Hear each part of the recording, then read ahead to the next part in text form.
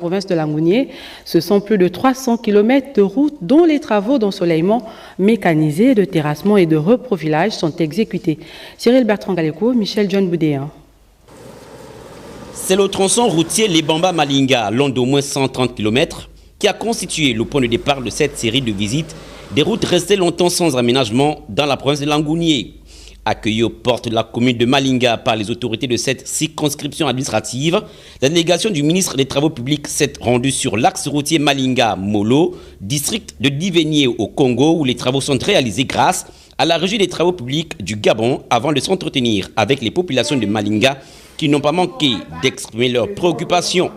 La route, facteur de développement, bien que rétablie, nécessite le bitumage urgent des axes Mbigou-Malinga et Malinga-Lebamba. Le membre du gouvernement de la transition et émissaire du CTRI n'a pas manqué de rassurer ces dernières de ce que les nouvelles autorités suivent de très près les changements qui sont en train d'être effectués dans le pays. Le président suit de près le réseau routier de son pays.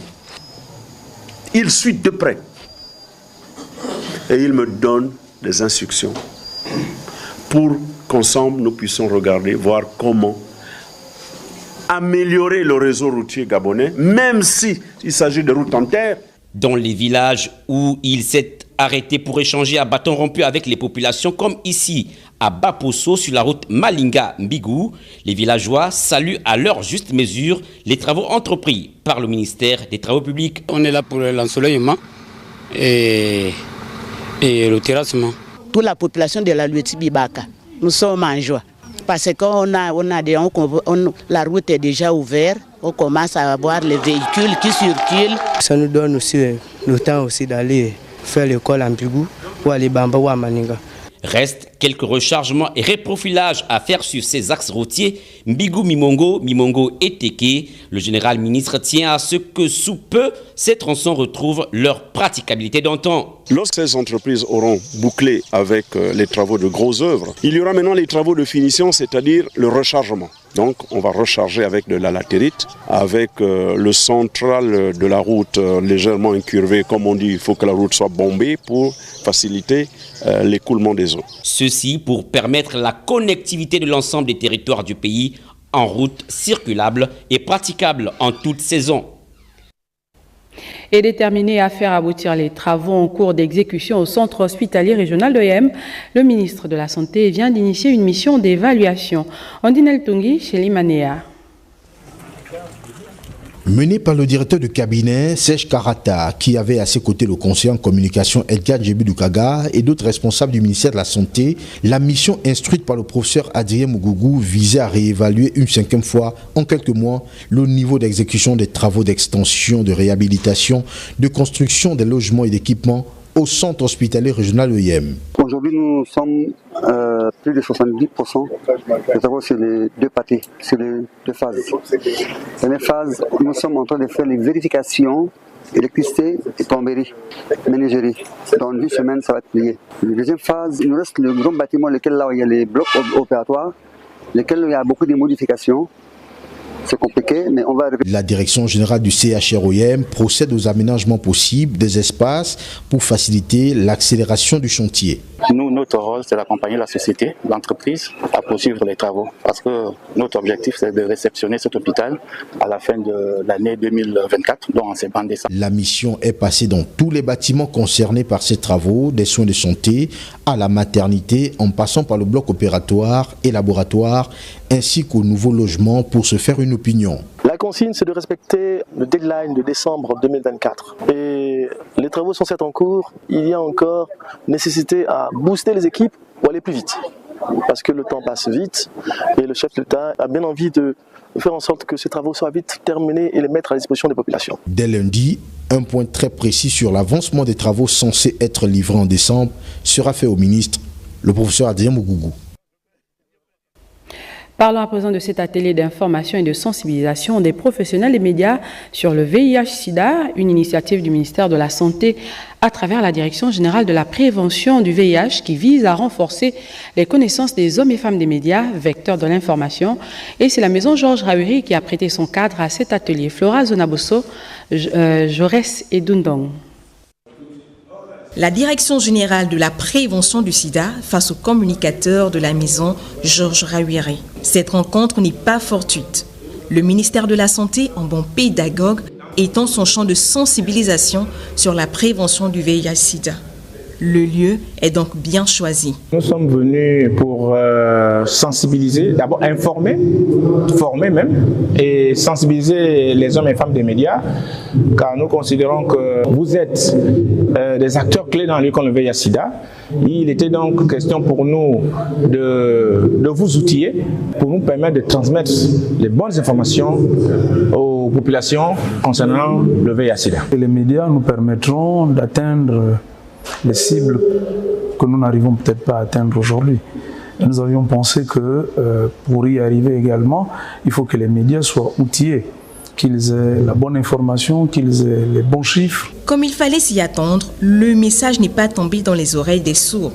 Les professionnels des médias, très attentifs, entendent participer activement dans cette lutte. Nous savons qu'aucune connaissance n'est jamais de trop, et surtout lorsqu'il s'agit d'une pandémie comme le VIH.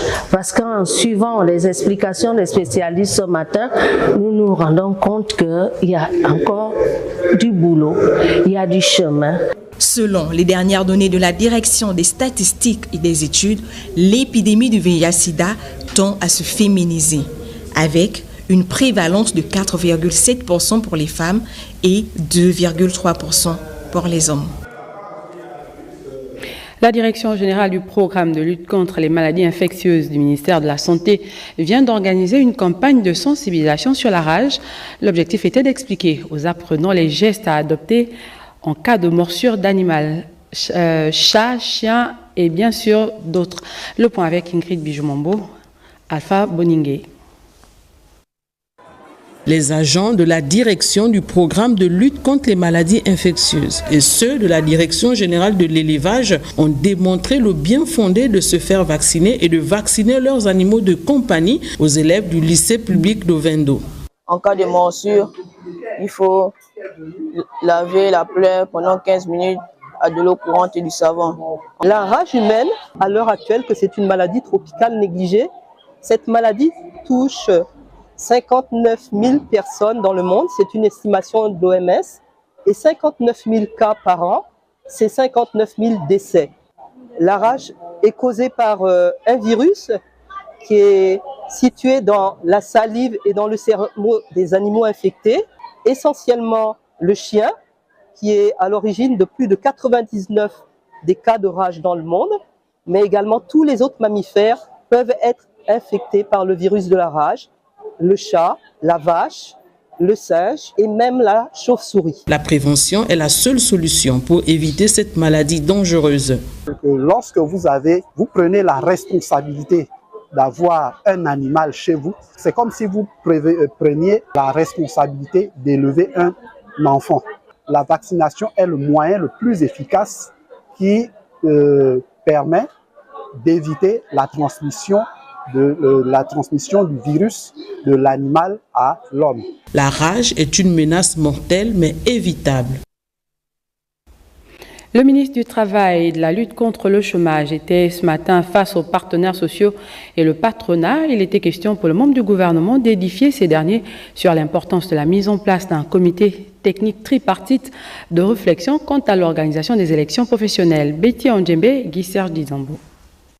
Une rencontre aux allures informatives. Elle est en rapport avec l'organisation des élections professionnelles. Ici, le ministre du Travail et de la lutte contre le chômage invite les partenaires sociaux et le patronat à désigner respectivement 10 représentants qui feront partie du comité technique tripartite de réflexion sur le processus des dites élections. C'était une rencontre pour que nous prenions, nous, partenaires sociaux, nos responsabilités afin que ce comité technique puisse avoir nos représentants, et nous avons proposé 10 représentants pour les partenaires sociaux, 10 représentants pour le patronat et 20 représentants pour le gouvernement. La communication du ministre, une fois de plus, a trouvé l'assentiment des organisations syndicales et des employeurs. La mise en place de ce comité obéit aux principes prônés par l'Organisation internationale du travail. Il permettra d'élaborer des règles claires pour pour ainsi réduire les risques de conflit d'intérêts. Il me paraît utile de rappeler que les travailleurs constituent un groupe hétérogène, comprenant des individus ayant des expériences, des secteurs d'activité et des besoins variés. Une représentation adéquate permet de s'assurer que toutes les voix soient entendues et prises en compte dans le processus décisionnel. À titre d'information, tous les ministères impliqués dans la mise en place de vos structures syndicales feront partie du groupe représentant l'administration, notamment, par exemple, le ministère de l'Intérieur, le ministère de la Justice, le ministère de la Fonction publique et bien entendu le ministère du Travail. Faut-il le rappeler, l'organisation des élections professionnelles relève de la volonté du chef de l'État, président de la transition, dans son engagement à restaurer tous les secteurs de la société gabonaise. Et l'immeuble Arambo a prêté son cadre à la cérémonie d'installation de 13 directeurs centraux des systèmes informatiques de l'administration publique. C'est le secrétaire général du ministère de l'économie numérique qui a procédé à l'installation à la cérémonie à laquelle prenaient part Fernand Zangvé et Tito Mohamed. Ils ont reçu les pleins pouvoirs de leurs fonctions. Ces 13 directeurs centraux des systèmes d'information ont désormais la charge d'implémenter un modèle de digitalisation réussi de l'administration gabonaise. La transformation numérique de notre pays est un chantier majeur, un pilier essentiel pour le développement économique, social et culturel du Gabon. On ne subit pas l'avenir, on le fait.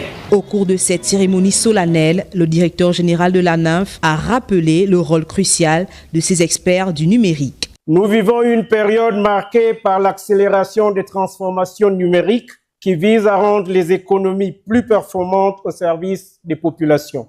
Votre travail est essentiel pour l'avenir de notre pays. DCSI, c'est la NINF. Leur première mission, c'est véritablement de s'assurer que les systèmes d'information sont stratégiquement alignés sur le schéma directeur national du système d'information qui est mis en place. Ils doivent aussi apporter dans chaque administration l'ensemble des outils en matière de sécurité, des données essentielles de l'État qui doivent être protégées par eux. Mais aussi, ils amènent la culture numérique.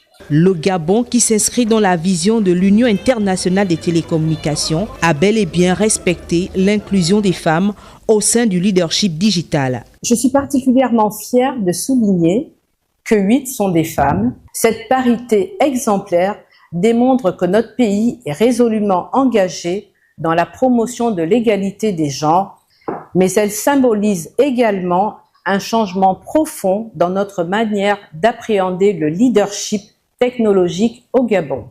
Cette cérémonie d'installation des 13 directeurs centraux des systèmes d'information, première du genre, montre que le Gabon place le numérique à la cime de son administration. La Direction générale de la prévoyance sociale a un nouveau directeur général, le colonel Solange Nyondom Massinga, c'est son nom. Elle a pris ses fonctions officiellement au cours d'une cérémonie présidée par le ministre des Affaires sociales, Léa Bifane. Pierre Claver est là. En vertu des pouvoirs qui me sont conférés, je vous installe dans votre fauteuil de directeur général de la prévoyance sociale. Ce geste marque l'entrée en fonction du colonel Solange Nyondom Massinga. Directeur général de la prévoyance sociale, dossier en main, la nouvelle promue en bon soldat entend imprimer sa marque au sein de cette direction. Les défis sont nombreux et de nouveaux chantiers s'ouvrent, tels que celui de la mutualité. À l'endroit des collaborateurs et de tout le personnel, je saurais compter sur vos apports professionnels afin de dynamiser davantage et de faire rayonner la Direction générale de la prévoyance sociale. Appelée autrefois Direction générale de la protection sociale, la mutation en Direction générale de la prévoyance sociale intervenue au dernier Conseil des ministres vise à accroître la politique nationale dans ce secteur. Vous prenez la direction générale, après qu'elle est mutée en direction générale de la prévoyance sociale, pour effectivement mieux cadrer avec l'esprit de la tutelle technique des organismes qui ont la couverture sociale dans notre pays et aussi tout le pan mutualité qui a effectivement été régi aussi au même moment. Nous voulons également vous souhaiter tout le bon vent possible pour pouvoir mener à bien vos missions. Désormais aux commandes, le colonel Solange Nyundu Masinga, qui a fait ses preuves à la santé militaire, va mettre son expertise au service du ministère des Affaires sociales. Suite à la rareté de la farine de blé dans les marchés du Grand Libreville, les équipes de la Direction générale du commerce ont effectué ce matin une mission de constat en vue bien sûr d'anticiper une éventuelle pénurie. Fernand Zangvé, Lionel Mboutou-Pissam. La farine de blé se fait rare depuis quelques jours. Conséquence, certaines boulangeries ont ralenti la production de la baguette de pain. Afin de s'enquérir de ce qu'il en est de la productivité de ce produit de première nécessité, les équipes de la direction du commerce étaient inspectées sur place le circuit de la productivité de la farine, partant du fournisseur principal, la SMAG, aux opérateurs économiques. Nous avons déjà inspecté un certain nombre de boulangeries. La collaboration était au beau fixe. Nous avons eu toutes les informations pertinentes en matière de prix, en matière de quantité, en matière de disponibilité de stock, retracer tout ce qui est circuit de distribution avec les différents acteurs et de pouvoir avoir des informations qui vont nous permettre de pouvoir formaliser ou faire des propositions pertinentes à l'endroit des plus hautes autorités. La baisse de production de baguettes de pain était sans conséquence pour ces opérateurs économiques. Il y a eu un grand flux de clients. On a remarqué que la clientèle a beaucoup augmenté. On a dû produire beaucoup plus de pain que d'habitude. Donc ça s'est fait ressentir. Les gens faisaient la queue pour le pain, il y avait beaucoup de monde. La direction du commerce, qui prend la mesure de la rareté du produit dérivé du blé, étudie tous les contours pour régler dans les délais courts cette situation. Nous constatons une baisse de la production de cette farine due à la crise énergétique. Les plus hautes autorités ont été saisies du problème. Donc ce dossier a eu un traitement diligent auprès des services. La direction du commerce continue l'opération d'inspection auprès des opérateurs économiques dans le Grand Libreville. Stabiliser la production en eau potable et en électricité sur l'ensemble du territoire national. Une délégation de l'administration provisoire de la SEG vient d'effectuer une visite d'inspection des installations des unités de production. Lardi Gemamba et Paul Jessica Nkole nous font le point de l'étape des provinces du Wolontem et de Logo-Ivindo. On regarde. Quitter la zone d'inconfortabilité et établir un diagnostic sans complaisant de la patiente ECG afin de déterminer avec exactitude les maux et les pathologies dont elle souffre en vue d'une prescription médicale plus efficiente. Une délégation de l'administration provisoire de la Société d'énergie et d'eau du Gabon entame une mission nationale d'inspection des installations de production d'eau et d'électricité du pays. La région nord du Gabon, dont les provinces de Wolontem et de Logo-Ivindo, constituent l'étape inaugurale. Ils ont pris la décision d'être sur le terrain et ils ont commencé par la région nord, région Wolontem et Logo-Ivindo, et pour se rendre compte, faire un état des lieux des difficultés que nous avons. Ici, dans la province de Logo-Ivindo, nous en avons profité pour réitérer les demandes que formulent les populations en matière d'eau et d'électricité, et ce pour toutes les villes, tous les départements que comporte la province de Logo-Ivindo. Le général des brigades Jean-François Seko Bekogo, qui conduit la délégation à la mission de mettre en œuvre le plan Transfo 25, et sait pertinemment que chaque seconde qui s'égrène est un gain à capitaliser. Les injonctions du président de la transition vis-à-vis de l'administration provisoire demeurent vivaces. Les orientations du chef de l'État nous amènent à se faire de notre idée du patriotisme. C'est une bienvenue et le message a été clair devant les autorités du département ainsi que les agents de l'agence locale de Boué, la SEG.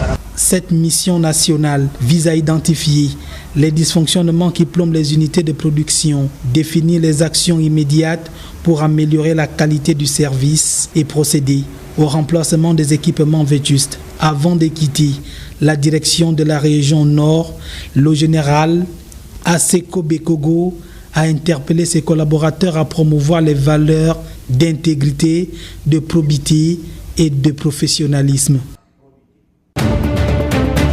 Le ministre de la Culture a reçu en fin d'après-midi la présidente du comité d'organisation du concours Miss Université Gabon et les lauréates de l'année 2024. Le point de cette rencontre avec Charles Ogola et Eric Kassa.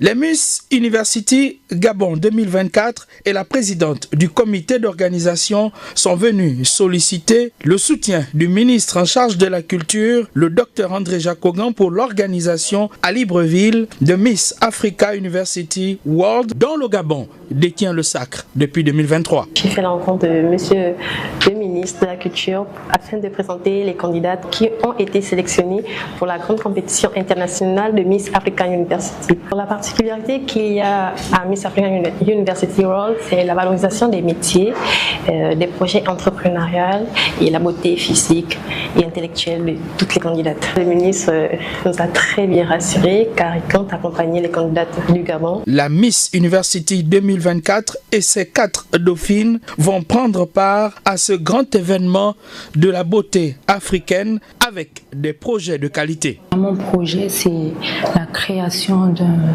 magazine spécialisé sur la vente des produits alimentaires sains et bio. Les autres aussi ont différents projets, donc du coup, on espère avoir les moyens d'accompagnement pour pouvoir mettre en œuvre nos projets. Grâce aux 5 candidates ici présents, nous avons plus de chances, donc du coup, je peux dire 95% de chances de ramener encore la couronne une seconde fois dans notre pays. Merci au ministre de la Culture. 3 autres Miss vont représenter la nation gabonaise dans d'autres concours sur le continent africain.